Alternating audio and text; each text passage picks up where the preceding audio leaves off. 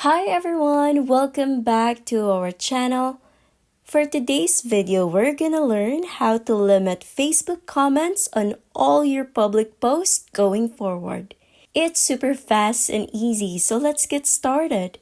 The first thing that we need to do is open the Facebook app on our phone. Click on the menu located at the bottom right corner of the screen. Here, I need you to scroll all the way down to Settings and Privacy. Click on Settings. Now, it will show you these options, but I need you to scroll all the way down to Audience and Visibility. And under that, click on Followers and Public Content.